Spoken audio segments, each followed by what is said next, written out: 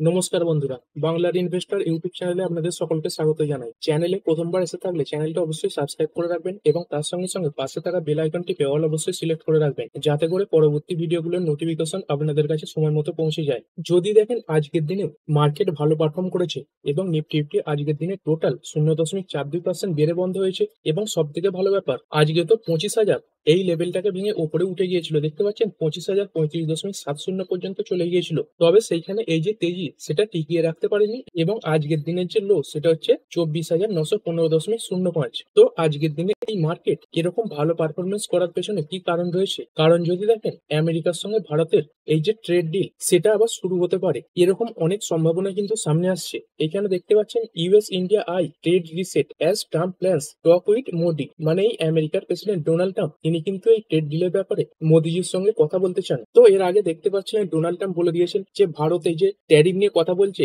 সেই ব্যাপারে অনেকটাই দেরি হয়ে গেছে, এবং তার সঙ্গে সঙ্গে এটাও দেখেছিলাম যে ডোনাল্ড ট্রাম্প এই মোদিকে প্রায় 4বার ফোন করেছিলেন, তো তিনি সেই ফোন কলটা রিসিভও করেননি। তো সেইখান থেকে কিন্তু এই যে সম্পর্ক সেটা আবার কিছুটা হলেও উন্নত হচ্ছে এবং সোশ্যাল মিডিয়াতেও এই ব্যাপারটা নিয়ে দুজনের মধ্যে কিন্তু অনেক পোস্টও দেখা যাচ্ছে। তো প্রথমেই যদি দেখেন ডোনাল্ড ট্রাম্প কালকে তার যে অফিসিয়াল ট্রুথ সোশ্যাল সেখান থেকে একটি পোস্ট করেছিল। দেখতে পাচ্ছেন, I am pleased to announce that India and the United State of America are continue negotiation to address the trade barrier between our two nation, মানে এই দুটো দেশের মধ্যেই ট্রেড নিয়ে যে ঝামেলা চলছে সেটাকে মিটিয়ে নেওয়ার জন্য এই দুপক্ষ থেকেই চেষ্টা চালানো হচ্ছে। এবং এই পোস্টের পরে মোদিজি টুইটার অ্যাকাউন্ট থেকেও কিছু পোস্ট করেছিলেন। দেখতে পাচ্ছেন এই যে post, India and the US are close friends and natural partners, I am confident that our trade negotiation will pave the way for unlocking the limitless potential of the India US partnership. তো মোদিজিও এই যে নরেন্দ্র মোদিজির post সেই পোস্টে সাড়া দিয়েছেন এবং মোদিজির তরফ থেকেও এই যে ট্রেড ডিলের ব্যাপারে পজিটিভ যে সিগন্যাল সেটা পাওয়া যাচ্ছে। এবং নরেন্দ্র মোদিজির এই যে পোস্ট সেটা কিন্তু ডোনাল্ড ট্রাম্প আবার রিপোস্টও করেছেন।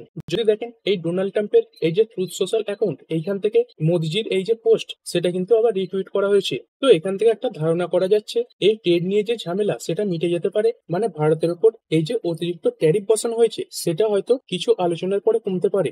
আর মার্কেট এর আগে পড়েই ছিল এই ট্যারিফের কারণে। তো এরকম একটা পজিটিভ নিউজ আসার পরেই মার্কেট কিন্তু আজকের দিনে ভালো পারফর্ম করেছে। এরপরে যদি ইন্ডাইসেস গুলো দেখি, নিফটি ফিফটি এটা তো 0.42% বেড়েছে, নিফটি নেক্সট ফিফটি এটা 0.43% বাড়া, নিফটি ব্যাংক 0.59% বেড়েছে, ফাইন্যান্সিয়াল সার্ভিসেস এটা 0.62% বেড়েছে। তারপর যদি মিড ক্যাপ দেখেন, মিড ক্যাপে আজকে ভালো পারফরমেন্স দেখা গেছে। মিড ক্যাপ সিলেক্ট এটা 1.22% বাড়া, তারপরে 100, 200, 500 এইগুলো সব 0.5%-এর কাছাকাছি বাড়া রয়েছে। মিড ক্যাপ ফিফটি এটা দেখুন 0.95% বেড়েছে, তারপর মিড ক্যাপ 100 এটা 0.93% বাড়া। স্মল ক্যাপও ভালো পারফর্ম করেছে, স্মল ক্যাপ 100 এটা 0.25%-এর কাছাকাছি বেড়েছে, তারপরে স্মল ক্যাপ ফিফটি এটাও প্রায় 0.25%-এর কাছাকাছি বাড়া। তো দেখতেই পাচ্ছেন আজকে মার্কেটে এই স্মল ক্যাপ এবং তার সঙ্গে সঙ্গে মিড ক্যাপ যে ইন্ডাইসেস গুলো রয়েছে সেগুলো ভালো পারফর্ম করেছে। তো বেশিরভাগ রিটেল ইনভেস্টরদের পোর্টফোলিওতে যেহেতু এই স্মল ক্যাপ এবং মিড ক্যাপ স্টকই থেকে থাকে, তো সেই কারণে আজকে বেশিরভাগেরই যে পোর্টফোলিও সেইগুলো সবুজে বন্ধ হওয়ার সম্ভাবনা কিন্তু রয়েছে। এবং যদি ওভারঅল মার্কেট দেখেন, ওভারঅল মার্কেটেও আজকে ভালো পারফরমেন্স দেখা গেছে।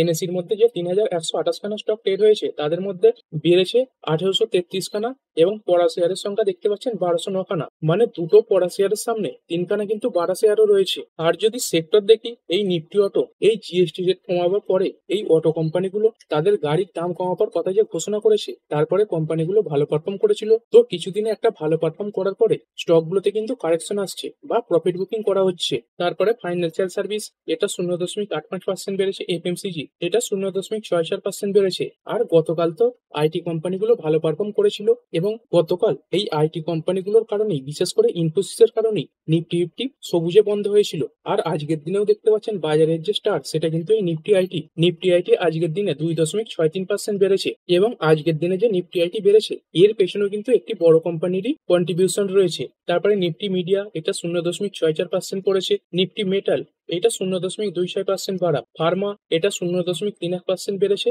এবং এর সঙ্গে সঙ্গে যদি দেখেন পিএসইউ ব্যাংক এইটাও কিন্তু আজকে মার্কেটকে ভালো সাপোর্ট করেছে। এই নিফটি পিএসইউ ব্যাংক এটা আজকের দিনে 2.09% বেড়েছে, প্রাইভেট ব্যাংক এটা 0.62% বাড়া এবং নিফটি রিয়েলটি এটা 1.13% বেড়ে বন্ধ হয়েছে। আর এরপরে যদি একটি সেক্টর দেখেন, একটি সেক্টরে প্রায় বেশিরভাগ কোম্পানি আজকের দিনে একটা বড় পরিমাণে আপসাইডের মুভমেন্ট দেখিয়েছে। তো কোন সেক্টর দেখতে পাচ্ছেন, এই যে সি ফুড সেক্টর রয়েছে বা শ্রিম যে সেক্টর, এই সেক্টরের যে কোম্পানিগুলো সেইগুলো আজকের দিনে কিন্তু খুবই ভালো পারফর্ম করেছে। তো এর পেছনে প্রথম যদি কারণ দেখেন সেটা হচ্ছে এই যে ইউরোপিয়ান ইউনিয়ন তারা একটা লিস্ট বার করেছে যেখানে 102টো মেরিন যে ইউনিট হয় সেইগুলোকে এস্টাবলিশ করা হয়েছে। তো এর ফলে কি হবে, 102খানা মেরিন ইউনিট এই ইউরোপিয়ান ইউনিয়নে তাদের যে এই সি ফুড প্রোডাক্ট সেইগুলোকে সরবরাহ করতে পারবে। তো এর ফলে বোঝা যাচ্ছে ইউরোপিয়ান যে ইউনিয়ন রয়েছে তারা এই ভারতের যে ফুড সেফটি রয়েছে তার সঙ্গে সঙ্গে ট্রেসাবিলিটি এবং তার সঙ্গে সঙ্গে যে কমপ্লায়েন্স সেইগুলোর উপর ভরসা রাখছে, এবং এই কারণেই তারা ভারতকে এই ট্রাস্টেড যে সাপ্লায়ার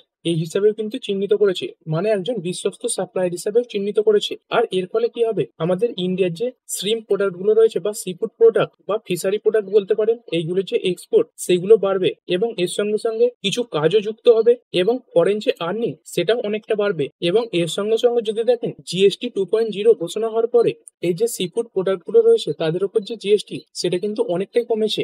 এবং এর আগে এই আমেরিকা যখন ইন্ডিয়ার প্রোডাক্টের উপর বেশি ট্যারিফ বসিয়ে দিয়েছিল তখন কিন্তু গভর্নমেন্ট একটা টার্গেটও রেখেছিল এই যে সি ফুড প্রোডাক্ট গুলো রয়েছে এদের যে এক্সপোর্ট সেগুলোকে অনেক বেশি বাড়াবে। এবং এই আমেরিকার ট্যারিফের পরে গভর্নমেন্ট কিন্তু এই যে সি ফুড এক্সপোর্টার্সরা রয়েছেন এদেরকে কিন্তু এটাও বলেছিলেন যে নতুন যে মার্কেট সেগুলোকে এক্সপ্লোর করতে, মানে অন্যান্য দেশেও যাতেই রপ্তানি করা যায় সেই ব্যাপারে কিছু রাস্তা খুঁজতে বলেছিলেন। আর আজকের দিনে যে কোম্পানিগুলো বেড়েছে সেগুলো মূলত ইউরোপিয়ান ইউনিয়ন থেকে যে খবর আসছে তারা 102টো মেরিন ইউনিটকে তাদের দেশে এই যে সি ফুড প্রোডাক্ট সেটা সাপ্লাইয়ের জন্য অ্যাপ্রুভাল দিয়েছে, সেই কারণেই বেড়েছে। তো যদি কিছু কোম্পানি দেখেন, দেখতে পাচ্ছেন অ্যাপেক্স ফ্রোজেন ফুডস এটা 15.73% বেড়েছে, তারপরে আভান্তে ফিডস এটা 12.60% বেড়েছে, তারপরে জিল অ্যাকোয়া এটাও 9.22% বেড়েছে, এবং এর সঙ্গে সঙ্গে কোস্টাল কর্পোরেশন লিমিটেড এটা তো 20%-এর আপার সার্কিল লাগিয়ে দিয়েছে। আর দেখুন এই ধরনের কোম্পানিগুলোতে এরকম হঠাৎ করে আপার সার্কিল লেগে যাওয়া এবং হঠাৎ করে লোয়ার সার্কিল লেগে যাওয়া খুবই কিন্তু সহজ, কারণ কোম্পানিগুলোর যে market capacity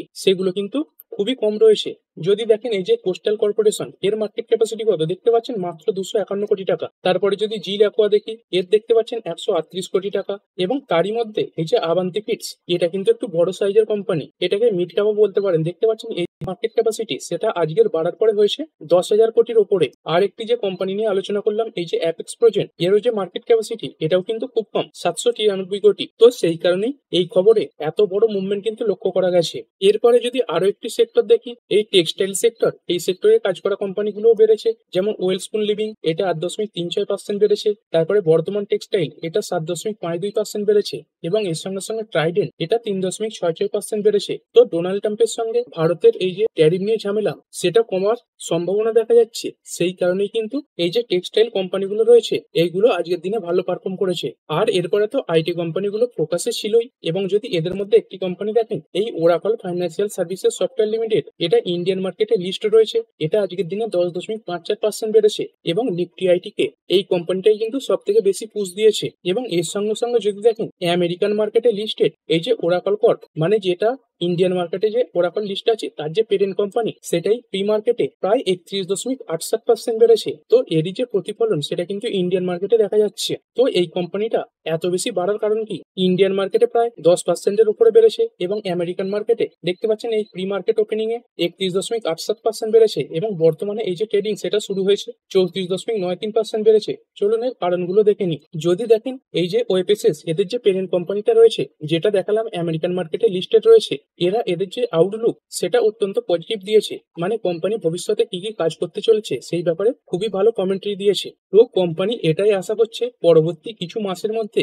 company multi billion ডলারের যে কাস্টমাররা রয়েছেন তাদের সঙ্গে কিছু ডিল সাইন করবেন, এবং এর সঙ্গে সঙ্গে কোম্পানির যে রেভিনিউ সেটা বেড়ে প্রায় $500 বিলিয়ন কাছাকাছি চলে যাবে, এবং কোম্পানির যে টোটাল রেভিনিউ সেটা বাড়তে পারে 12 থেকে 14%। এবং কোম্পানি এটাও আশা করছে তাদের যে ক্লাউড রেভিনিউ রয়েছে এই ক্লাউড রেভিনিউ থেকে সব থেকে বেশি টাকা আসবে। দেখতে পাচ্ছেন কোম্পানি আশা করছে এই যে ক্লাউড রেভিনিউ সেটা 32 থেকে 36%-এর কাছাকাছি থাকতে পারে। তো কোম্পানি এই যে এআই মডেল সেটাকে তৈরি করেছে, এবং এটা কোম্পানি দাবি করছে যে পৃথিবীর সব থেকে অ্যাডভান্সড এআই মডেল। এবং এই যে ওরাকল ক্লাউড রয়েছে এরই মধ্যে এই যে চ্যাট জিপিটি তার সঙ্গে সঙ্গে জেমিনি, গ্রক এইগুলো সবই পাওয়া যাবে। তো এই ক্লাউড এই জিনিসটা কি, তো আপনারা নেটে সার্চ করতে করতে অনেক কিছু ক্লাউডের নামই শুনে থাকবেন, যেমন অ্যামাজন ক্লাউড রয়েছে এবং তার সঙ্গে সঙ্গে গুগল ক্লাউড রয়েছে। তো এই যে ক্লাউড সেটা হচ্ছে একটা সার্ভার। তো কোম্পানির এই যে সার্ভার, এইখানে কোম্পানি অনেক কিছু সার্ভিস দেবে, তার সঙ্গে সঙ্গে কোম্পানি এটাই আশা করছে যে কিছু মাসের মধ্যে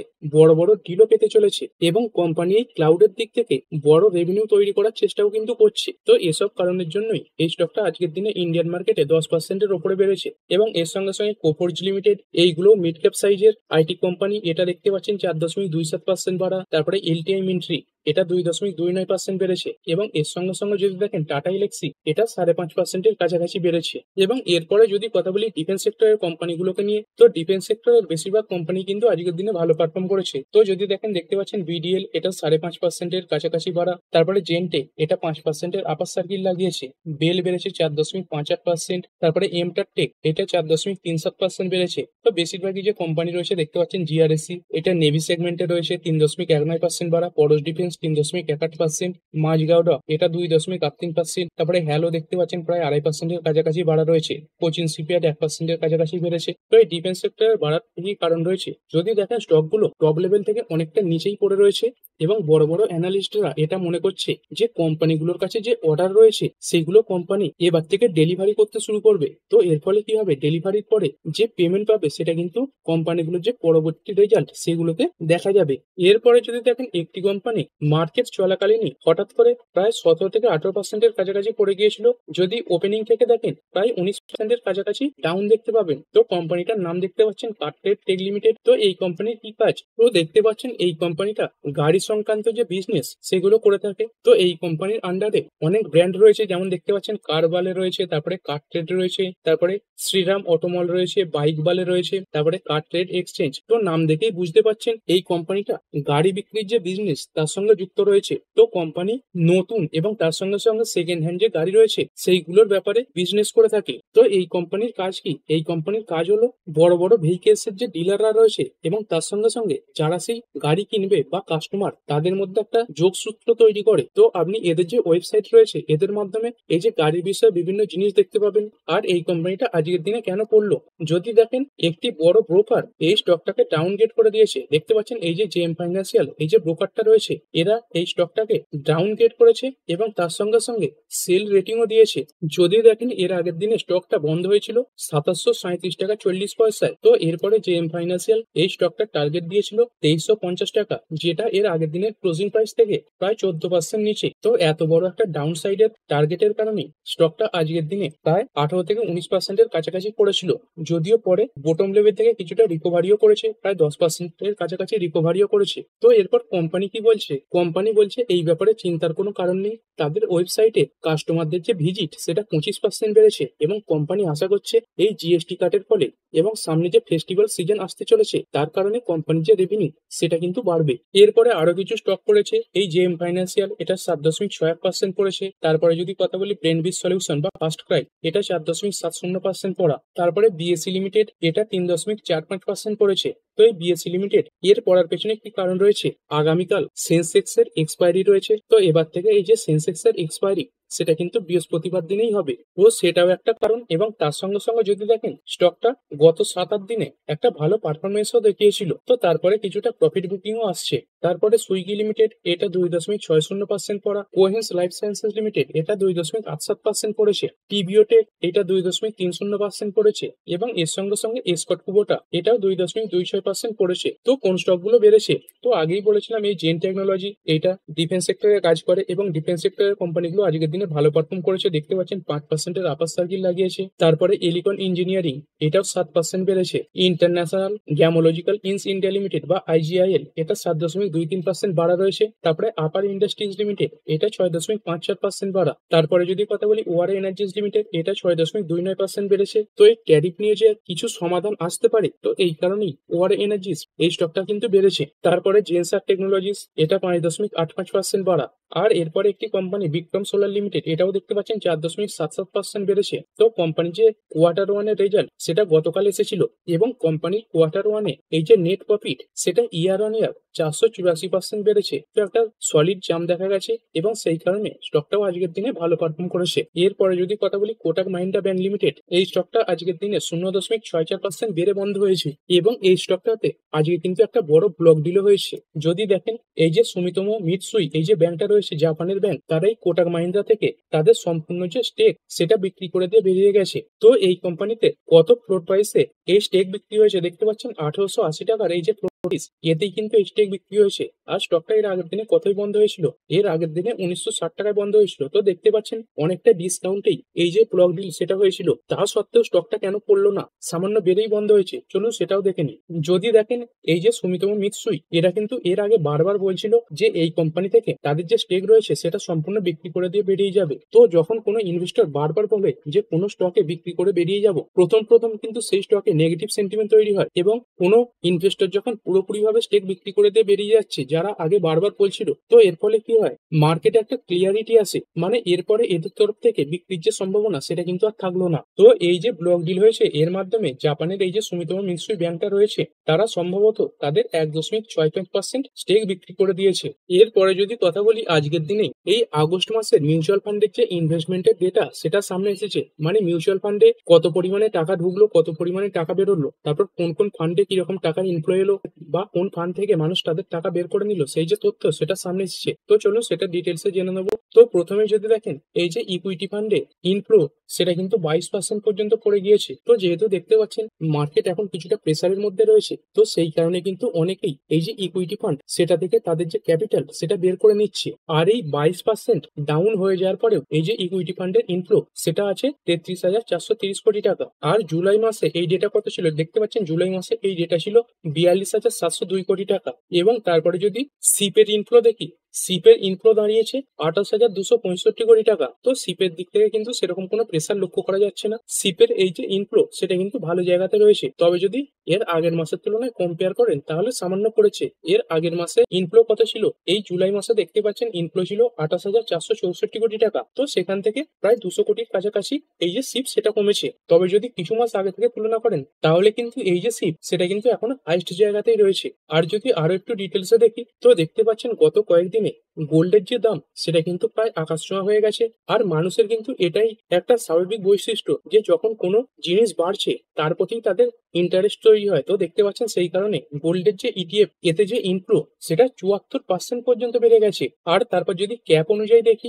এই যে স্মল ক্যাপ ফান্ড এইখানে এই যে ইনফ্লো এটা কিছুটা কমেছে, 23% কমেছে। এই জুলাই মাসের 6,484 কোটি থেকে কমে হয়েছে 4,992 কোটি। তারপরে লার্জ ক্যাপ ফান্ড এতে কিন্তু এই যে গ্রোথ সেটা অনেকটাই বেশি হয়েছে, 33% গ্রোথ হয়েছে, 2,125 কোটি থেকে বেড়ে হয়েছে 2,834 কোটি। তারপরে মিড ক্যাপে সামান্য বেড়েছে 5,182 কোটি থেকে 2.8% বেড়ে হয়েছে 5,330 কোটি। তারপরে তো গোল্ডে আগেই বললাম 74.3% বেড়েছে। তারপর হাইব্রিড যে স্কিম রয়েছে তাতে কিরকম ইনফ্লো হলো, এতে ইনফ্লো হয়েছে 15,293.70 কোটি। এটা অনেকটাই ডাউন হয়েছে, এর আগে এটা ছিল 20,879 কোটি। এবং যদি ডেপ্ট ফান্ডে দেখি, ডেপ্ট ফান্ডে কিন্তু আউটফ্লো হয়ে গেছে, মানে মানুষ বিক্রি করে দিয়ে বেরিয়ে গেছে। তো কত বিক্রি করেছে, 7,979 কোটি টাকা। এবং এই আগস্ট মাসে টোটাল 23খানা এনএফও লঞ্চ হয়েছে। তো এই এনএফওর মাধ্যমে বাজার থেকে 2859 কোটি টাকা তোলা হয়েছে। এবং যদি দেখেন তুলনামূলকভাবে এটা কিন্তু প্রায় 90.6% কমে গেছে। এই জুলাই মাসে এই ডেটা ছিল 30,416 কোটি, সেখান থেকে কমে হয়েছে 2859 কোটি। তো এটাই স্বাভাবিক, যখন মার্কেট খারাপ পারফর্ম করবে তখন মার্কেটে এই যে ইনভেস্টমেন্ট সেটা কমে যায়। কিন্তু অ্যাকচুয়ালি যদি দেখেন তাহলে কিন্তু এর উল্টোটা করাই সব থেকে বেশি প্রফিটেবল হয়। মানে মার্কেট যখন পড়ে তখনই কিন্তু ইনভেস্ট করার সব থেকে সেরা সময় হয়, তবুও মানুষের উল্টোটাই করে। তো এখানে স্পষ্ট কিন্তু দেখতে পাচ্ছেন। আর যেটা বেড়েছে তো দেখতেই পেলেন গোল্ড, এতে যে ইনফ্লো সেটা কিন্তু 74% বেড়েছে। এরপর যদি নিফটি ফিফটির মধ্যে আরো একবার দেখি, 35টা কোম্পানি পজিটিভে বন্ধ হয়েছে, 15টা কোম্পানি নেগেটিভে বন্ধ হয়েছে।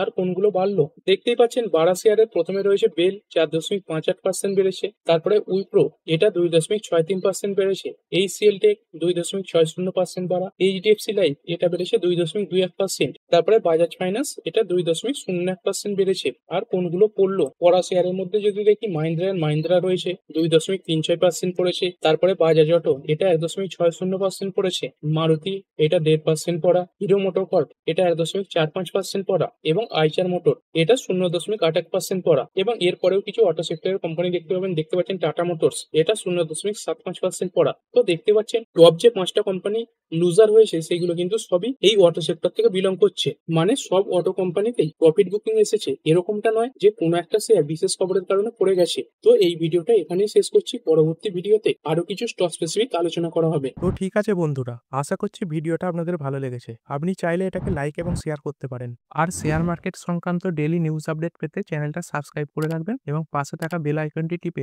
অল অবশ্যই সিলেক্ট করে রাখবেন, যাতে পরবর্তী ভিডিওর নোটিফিকেশন আপনার কাছে সময় মতো পৌঁছে যায়। আর হ্যাঁ, ভিডিওটি শুধুমাত্র ইনফরমেশন এবং এডুকেশনাল পারপাসের জন্য বানানো হয়েছে। আমি সেবি রেজিস্টার্ড নই, তাই কোনো প্রকার শেয়ারে কোনো প্রকার বাই, সেল, হোল্ড বা অ্যাভারেজ করার কোনো সিদ্ধান্ত নেওয়ার আগে আপনার যে ফাইন্যান্সিয়াল অ্যাডভাইজার আছে তার সঙ্গে অবশ্যই আলোচনা করবেন। দেখা হচ্ছে পরের ভিডিওতে। ধন্যবাদ।